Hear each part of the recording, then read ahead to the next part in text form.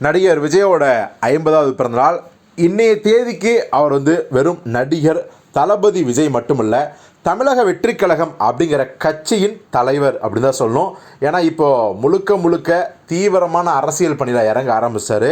அவர் வெறும் அறிக்கை மட்டுமே விட்டுட்டு இருக்காரு, வாழ்த்து மட்டுமே சொல்லிட்டு இருக்காருன்னு கேலி பண்ணவங்களுக்கு ஒரு மிகப்பெரிய சவுக்கடியா கள்ளக்குறிச்சியில் அந்த விவசாயம் குடித்து இறந்த பல குடும்பத்தினருக்கு நேரில் முதலாளாக ஆறுதல் சொல்லி அரவணைப்பு செஞ்சுருக்காரு. ஸோ தளபதி விஜய் அவர்கள் அது மட்டும் கிடையாது, தன்னுடைய 50வது பிறந்தநாளாக இருந்தாலும் கூட இந்த பிறந்தநாளை கொண்டாட வேணாம் அப்படின்னு சொல்லிட்டாரு. ஆனால் அதையும் மீறி பார்த்தீங்கன்னா பல கட்சி அரசியல் தலைவர்கள் பார்த்தீங்கன்னா அவருக்கு வாழ்த்து சொல்லியிருக்காங்க. அதில் ஒரே ஒரு கட்சி மட்டும்தான் அந்த கட்சியை சேர்ந்த யாருமே வாழ்த்து சொல்லலை.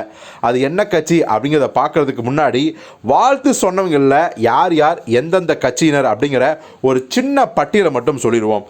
இதில் முதலாளாக பார்த்தீங்கன்னா இபிஎஸ், அதாவது எடப்பாடி பழனிசாமி அவர்கள் அதிமுக கட்சிக்காரர், அவர் தான் முன்னாள் முதல்வர். ஸோ அவரும் பார்த்தீங்கன்னா விஜய் பிறந்தநாளுக்கு வாழ்த்து சொல்லியிருக்காரு. அதுக்கப்புறம் மக்கள் நீதி மையத்தின் கட்சி தலைவர் உலக நாயகன் நடிகர் கமலஹாசன் பார்த்தீங்கன்னா நம்ம அன்பு தம்பி விஜய்க்கு பிறந்தநாள் வாழ்த்து அப்படின்னு சொல்லியிருக்காரு. அதுக்கப்புறம் பாஜகவை சேர்ந்த நம்ம அண்ணாமலையும் பார்த்தீங்கன்னா விஜய்க்கு பிறந்தநாள் வாழ்த்து சொல்லியிருக்காரு. அதே பாஜகவை சேர்ந்த தமிழிசை சவுந்தரராஜனும் வாழ்த்து சொல்லியிருக்காங்க. அதே பாஜகவை சேர்ந்த பாஜக எம்எல்ஏ வானதி சீனிவாசனும் நம்ம விஜய் அவர்களுக்கு வாழ்த்து சொல்லியிருக்காங்க. அப்புறம் காங்கிரஸை சேர்ந்த காங்கிரஸ் தலைவரான தமிழ்நாட்டு தலைவர் செல்வ பெருந்தகை அவரும் வாழ்த்து சொல்லியிருக்காரு. நாம் தமிழர் கட்சியின் ஒருங்கிணைப்பாளர் நடிகர் கட்சி தலைவர் சீமான் அவர்களும் பார்த்தீங்கன்னா அன்பு தம்பி விஜய்க்கு பிறந்தநாள் வாழ்த்து அப்படின்னு சொல்லியிருக்காரு.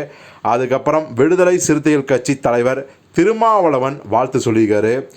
முன்னாள் அமைச்சர் அதிமுகவை சேர்ந்த வேலுமணியும் விஜய்க்கு வாழ்த்து தெரிவிச்சிருக்காரு. அதே மாதிரி முன்னாள் அமைச்சர் அதிமுகவை சேர்ந்த சி விஜயபாஸ்கரும் விஜய்க்கு வாழ்த்து சொல்லியிருக்காரு.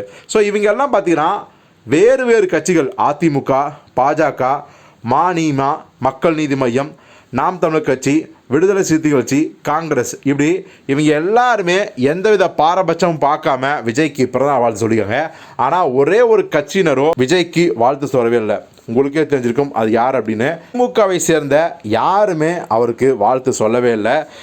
முதல்வர் ஸ்டாலினும் சொல்ல, அவருடைய மகனும் அமைச்சரும் விஜயின் நண்பருமான உதயநிதி ஸ்டாலினும் விஜயை வாழ்த்தல, இப்படிங்கிற ஒரு விமர்சனம் போயிட்டுருக்கு.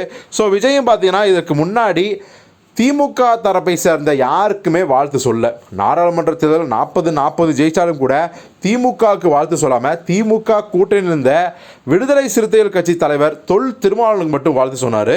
ஸோ இதில் கிளியராக தெரியுது விஜய்க்கு எதிரி திமுக, திமுகவின் தற்போதைய எதிரி விஜய் அப்படிங்கிறது. ஸோ பொறுத்து பார்ப்போம் இந்த உரசல் இன்னும் எத்தனை பெரிதாக ஆகப் போகிறது. இன்னும் இந்த தமிழக வெற்றி கழகத்துக்கும் திராவிட முன்னேற்ற கழகத்துக்கும் நேரடி போட்டி எப்போ வரும் அப்படிங்கிறதையும் பொறுத்திருந்து பார்ப்போம்.